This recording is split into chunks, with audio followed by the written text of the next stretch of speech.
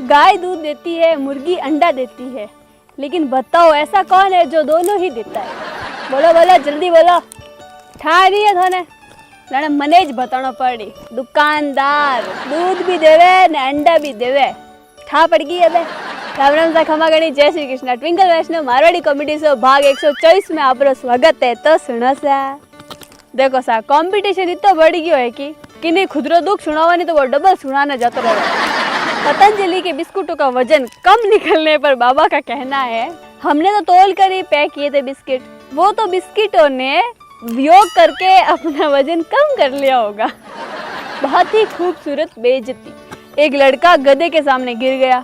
एक खूबसूरत लड़की ने देखा और बोली, आप अपने बड़े भाई के पैर छू रहे हो? तो लड़का बोला, जी भाभी जी। देखो सा, माता पिता रा हाथ पकड़न राखो, लोगा रे पग पड़ने जरूरत नहीं पड़ेला। एक लड़को अचानक लड़की ने देख शायर बन गयो। लफ्ज तेरे गीत मेरे, गजल कोई सुना डालू क्या? तो छोरी तपक ने बोली, हाथ मेरे गाल तेरे, कान के नीचे बजे डालू क्या?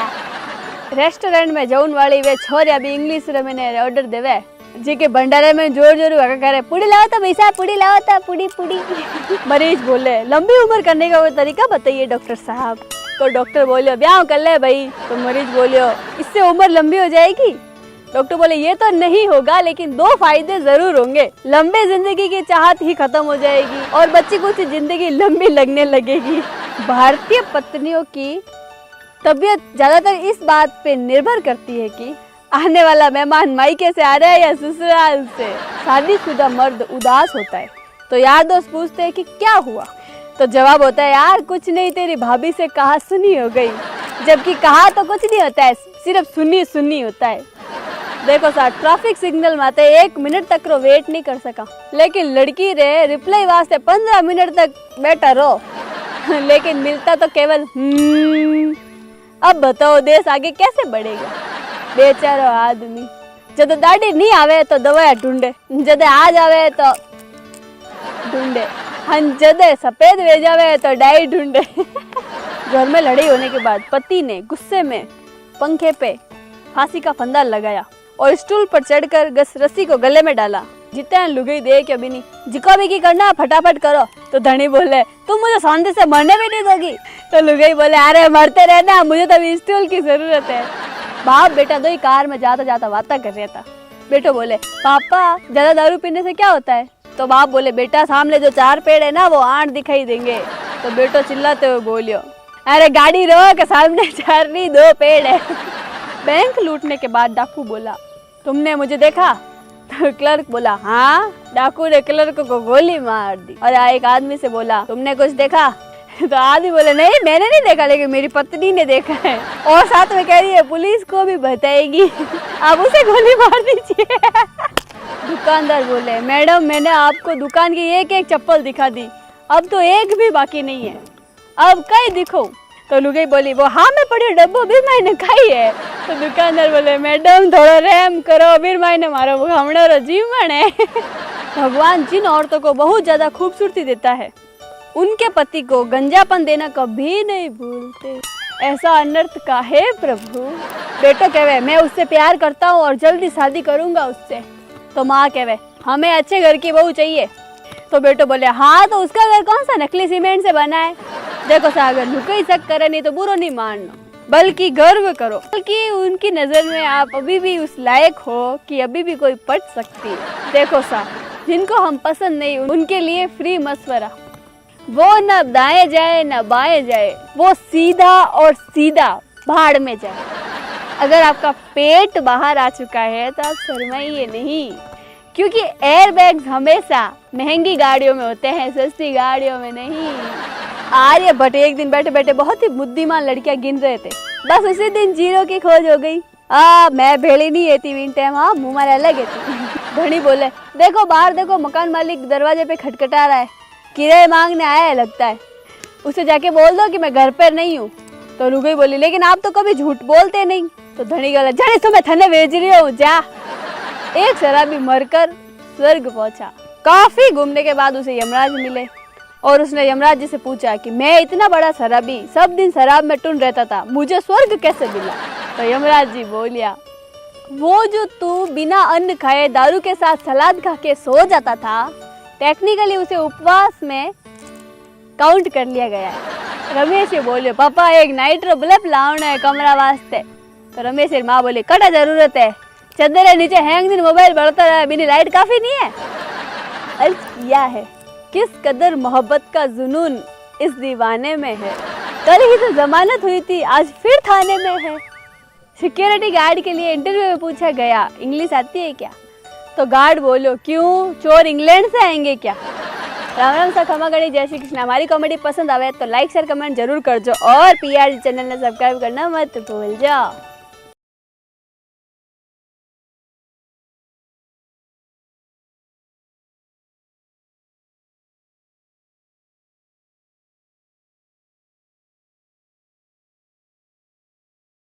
प्रणाम करूं उन गुरुओं को जिन्होंने हमें कूट कूट कर इस लायक बनाया। राम राम सा खमा गणी, जय श्री कृष्ण। ट्विंकल वैष्णव मारवाड़ी कॉमेडी शो भाग 125 महीने आपका स्वागत है। तो सुना सा, अंग्रेजों ने सिर्फ यस्टरडे, टुडे और टुमारो निकाला है, लेकिन हम भारतीयों ने परसों और नरसों का भी आविष्कार कर लिया है। अगर पृथ्वीराव ने मम्मी पापा होता नहीं तो रोज उन्हें डांट पड़ती, क्योंकि हैंग दिन घूमती रहे।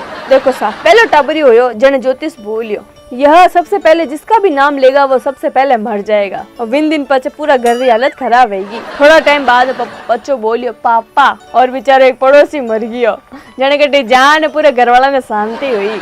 एक सजी धजी लुगाई दाता डॉक्टर करने गई, एक दांत निकलवाना है और सिर्फ और सिर्फ 10 मिनट में। कोई भी बेहोशी और पेन किलर की जरूरत नहीं है, अगर दर्द वेरियो है थोड़ा घना तो छो है। तो मैंने एक किटी पार्टी में जाना है अर्जेंट। तो डॉक्टर बोलियो कमाल है, गजब की बहादुर लुगाई है, आइए आप चेयर पर लेट जाइए और दिखाइए कौन सा दांत है। तो लुगाई बोली आप बिंदु, जाओ लेट जाओ और बता दो कौन सा दांत है। छोरो बोले डैडी मैं शादी करना चाहता हूँ। तो डैडी बोले पहले सॉरी बोलो। बेटो बोले किन बात री? डैडी बोले सॉरी बोलो। तो छोरो बोले अरे पर बताओ सॉरी मैं करियो कहीं और किन वास्ते सॉरी बोलूं? तो डैडी बोले अरे पहले सॉरी बोलो तुम बस। तो छोरो बोले प्लीज पापा कम से कम कारण तो बता दीजिए। तो डैडी फिर बोले पहले सॉरी बोलो। तो छोरो कर ठीक है आई एम सॉरी। तो डैडी बोले अब तुम बिल्कुल तैयार हो, तुम्हारी ट्रेनिंग खत्म, तो अब तुम बिना किसी कारण के सॉरी बोलना सीख गए तो तुम शादी कर सकते हो। कड़वा सच, ज्यादातर छोर या अपने भाइयों उम्मीद रखेगी कि बुढ़ा पर महीने माँ बाप री सेवा करे, लेकिन खुदरे पति ने इन कामों दूर रखे। देखो सर, रमेश ये कार लेने अपने फैमिली हाथ जाओ तो ट्रैफिक पुलिस वाला रोकियो और इंस्पेक्टर बोले आज सुरक्षा दिवस है और आप तो सीट बेल्ट पहन कर गाड़ी चला रहे, इसलिए 5000 रुपये आपको इनाम मिलता है। बोले आप इन रुपये को कई करोला? तो रमेश ये बोलियो ओ जी वो इस रुपए का तो मैं सबसे पहले अपना ड्राइविंग लाइसेंस बनाऊंगा। इतना मैंने रमेश की माँ बोली अरे वो तो पागल है, शराब पीने कुछ भी बोल देवे। इतना मैं कार लाली सीट में तो बेटा रमेश है पापा बोलिया ये लो, मुझे तो पहले ही पता था कि चोरी की गाड़ी में हम दूर तक नहीं जा सकते। एक पान वाला रो और उन्नीस मोहल्ला में रहने वाले कमला, उन दोनों अफेयर चल रहे थे। तो एक दिन कमला और पापा पान वाला दुकान पूग गया तो बोलिया कमला पसंद है? पान वाला नीचे उतरिया, पिताजी ने पग छूने बोलिया मुझे कमला पसंद है और कमला भी मुझे पसंद करती है। पचे कही दे चप्पल दे चप्पल। एक अमेरिका इंजीनियर भारत आयो और बस स्टैंड में एक किताब पड़ी थी, उन्हीं नजर एक किताब मत पड़ी जिनमें लिखे तो 30 दिन में मैंने इंजीनियर की बना और मूल्य सिर्फ 25 रुपया। मार साहब के बाद अगर कोई लड़का गर्ल्स हॉस्टल गया तो 100 रुपए फाइन लगेगा, दूसरी बार गया तो 200 रुपए, अगर तीसरी बार गया तो 500 रुपए। इतना मैंने रमेश से बोलिया अगर सर जी हम महीने भर का पास बनवा ले तो कितने में बनेगा? एक भाई चिड़ियाघर खोलियो और प्रवेश शुल्क रहा 50 रुपया, तो भी कोई नहीं आयो। पच वो पया घटाने 20 रुपया कर दिया तो भी कोई नहीं आयो। पच वो 10 रुपया कर दिया तो भी नहीं आया। पच 5 रुपया कर दिया तो भी नहीं आया। एंड मैंने मुफ्त कर दिया। पचे खचाखच भीड़ बढ़ू लागी। पचे भाई पिंजरा मैंने शेर खोल दिया और 12 जवने शुल्क रहा 200 रुपया। एक भिखारी भीख मांगून वास्ते एक घर दरवाजो खटखटायो तो माई नो एक 45 साल की लुगाई आई। भिखारी बोले माता जी भूखे को रोटी दो। तो लुगाई बोली शर्म नहीं आती इतने हट्टे कट्टे हो गए भीख मांगते हो? 2 हाथ है 2 आंख है 2 पैर है फिर भी भीख मांगते हो? तो भिखारी बोले माता जी आप भी खूबसूरत गोरी चिट्टी हो, गजब का ही फिगर है और आपकी उम्र ही क्या है, आप मुंबई जाकर हीरोइन क्यों नहीं बन जाती, घर पर बेकार ही बैठी हो। जितना मैं लुगाई बोली जरा रुको मैं अभी तुम्हारे लिए हलवा पूरी लाती हूँ। इंसान हर तकलीफ से निकल सकता है लेकिन जहाँ बीवी पोछा लगा रही हो वहाँ से तो बिल्कुल ही नहीं। देखो साकिन प्यार करे ने दिल जणावनो तो छोको है, मस्त गरम चाय पी ने काढ़ो जो बाल लो। रिश्तों का गलत इस्तेमाल कभी मत करना। रिश्ते तो बहुत मिल जाएंगे, पर अच्छे लोग जिंदगी में बार बार कभी नहीं आएंगे। देखो सा काले घनी देर दो लोग आपस में गाली गलौज कर रहा था। पच में जान है व्याने हम जाया जना गटी जान है, मारपीट शुरू हुई। जोर से बोलो सारी लड़कियां अच्छी है। सिस्टर बोले मैगी खाएगा क्या? तो भाई बोले हाँ। तो सिस्टर बोली ठीक है तो जा मेरे लिए भी एक प्लेट बना देना। देखो साहब भारतीय अन्ना नंबर आवे नहीं तो पास फोन नहीं करा, खाली ट्रू कॉलर में देखा कि कितना फोन था। आज तो चाय बनाते टाइम की नहीं मनी याद आएगी। बच्चे अदरक ने जी भरो ने कूटियो। राम राम सा खमा गणी जय श्री कृष्ण। हमारी कॉमेडी पसंद आवे तो लाइक शेयर कमेंट जरूर कर जाओ और पीआर चैनल ने सब्सक्राइब करना मत भूलिए। मुफ्तखोर मेहमान, जानिए इस कहानी के द्वारा। एक राजा के शयन कक्ष में मंदरी नाम की जू ने डेरा डाल रखा था। रोज रात को जब राजा अपने कक्ष में जाता तो वह चुपके से बाहर निकलती और राजा का खून चूसकर अपने स्थान पर चली जाती। संयोग से एक दिन अग्निमुक्त नाम का एक खटमल भी राजा के शयन कक्ष में आ पहुंचा और जब जू ने उसे देखा तो उसको आदेश दिया कि तुम यहाँ से चले जाओ। उसे अपने अधिकार क्षेत्र में किसी का भी दखल अंदाज सहन नहीं था, लेकिन खटमल भी कोई कम होशियार नहीं था। उसने बोला देखो मेहमान के साथ इस तरीके का बर्ताव नहीं किया जाता। मैं तो आज रात तुम्हारा मेहमान हूँ। और जू खटमल की चिकनी चुपड़ी बातों में आ गई और उसे शरण दे देती है। और फिर वो बोली ठीक है तुम रात भर यहाँ रुक सकते हो, लेकिन राजा को काटोगे नहीं और ना ही उसका खून चूस कर तुम उसे पीड़ा दोगे। तो खटमल बोला लेकिन मैं तो तुम्हारा मेहमान हूँ ना, कुछ तो दोगी मुझे खाने के लिए, और राजा के खून से बढ़िया भोजन और क्या हो सकता है। तो जू बोली ठीक है तुम चुपचाप राजा का खून चूस लेना, लेकिन हाँ उसे पीड़ा का आभास नहीं होना चाहिए। तो खटमल बोला हाँ हाँ ठीक है जैसा तुम कहती हो वैसा ही होगा। और फिर खटमल राजा के शयन कक्ष में आने का उसका इंतजार करने लगा। रात ढलते ही राजा आया, बिस्तर पर लेट कर सो गया। उसे देखकर खटमल सब कुछ भूलकर राजा को काट कर खून चूसने लगा। इतना स्वादिष्ट खून तो उसने पहली बार चखा, इसलिए वो राजा को जोर जोर से काट कर उसका खून चूसने लगा। इससे राजा के शरीर में खुजली होने लगी और उसकी नींद उड़ गई। और फिर राजा ने क्रोध भर आकर अपने सेवकों को आदेश दिया और बोला खटमल को ढूंढ कर मार दो। यह सुनकर चतुर खटमल तो पलंग के नीचे छुप गया, लेकिन चादर के कोने पर बैठी जू राजा के सेवकों के नजर में आ गई और उन्होंने उसे पकड़कर मार डाला। इससे शिक्षा तो यह मिलती है कि अजनबियों पर कभी भी विश्वास ना करें।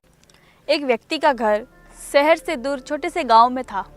उसके घर में किसी भी प्रकार की कोई कमी नहीं थी, लेकिन वह फिर भी खुश नहीं रहता था। उसे लगता था कि शहर की जिंदगी अच्छी है, इसीलिए उसने एक दिन गांव के घर को बेचकर शहर में घर लेने का फैसला किया। अगले ही दिन उसने अपने शहर से दोस्तों को बुलाया जो कि प्रॉपर्टी का काम करते थे। उसने अपने दोस्त से कहा तुम मुझे ये गांव का घर बिकवा दो और मुझे अपने शहर में अच्छा सा घर दिलवा दो। उसके दोस्त ने घर देखा और बोला तुम्हारा घर तो इतना सुंदर है, तुम इसे बेचना क्यों चाहते हो? अगर तुम्हें पैसों की जरूरत है तो मैं दे सकता हूँ तुम्हें पैसे। तो उस व्यक्ति ने बोला नहीं नहीं नहीं, मुझे किसी पैसों की जरूरत नहीं है। मैं तो ये घर इसलिए बेचना चाहता हूँ कि ये घर शहर से बहुत दूर है। यहाँ पर शहर की तरह पक्की सड़कें भी नहीं है, रास्ते उबड़ खाबड़ है और तो और यहाँ पे बहुत सारे पेड़ भी हैं। जब हवा चलती है तो पूरे घर में पत्ते फैल जाते हैं और ये गाँव पहाड़ों से घिरा हुआ है। अब तुम ही बताओ मैं शहर क्यों ना जाऊँ? तो उसके दोस्त ने कहा ठीक है, अगर तुमने सोच ही लिया है शहर जाना तो मैं तुम्हारा घर बिकवा दूंगा। अगले दिन वह व्यक्ति सुबह के समय अखबार पढ़ रहा था तो उसने एक घर का विज्ञापन देखा और विज्ञापन में लिखा था शहर की भीड़भाड़ से दूर, पहाड़ियों से घिरा हुआ, हरियाली से भरा हुआ, ताजी हवा युक्त एक सुंदर से घर में बसाए अपने सपनों का घर। घर खरीदने के लिए नीचे दिए गए नंबर पर संपर्क करें। उस व्यक्ति को विज्ञापन देखते ही घर पसंद आ गया। उसने घर खरीदने का मन बनाया और जब उसने उस नंबर पर फोन किया तो हैरान रह गया क्योंकि ये विज्ञापन उसी के घर का था। यह जानकर वो खुशी से झूम उठा। उसने अपने दोस्त को फोन लगाया और कहा मैं तो पहले से ही अपने पसंद के घर में रह रहा हूँ, इसलिए तुम मेरा घर किसी को मत बेचना, मैं यहीं रहूँगा। दोस्तों मैं आपको इस मोटिवेशन स्टोरी से ये बताना चाहती हूँ कि अधिकतर लोगों को अपने जीवन से शिकायतें होती है। वो सोचते हैं कि उनके जीवन में दुख ही दुख भरे पड़े हैं। ऐसे लोगों को दूसरे लोगों की जिंदगी बहुत ही अच्छी लगती है, लेकिन आप ऐसे कभी मत करना। कुछ भी करने से पहले एक बार अपनी जिंदगी दोस्तों के नजरिए से जरूर देखना। अगर आपने कभी भी अपनी ज़िंदगी को दूसरों के नज़रों से देखा है तो आप पाएंगे कि आपकी ज़िंदगी दूसरों से बहुत ही अच्छी है। ये स्टोरी कैसी लगी आप कमेंट ज़रूर करें।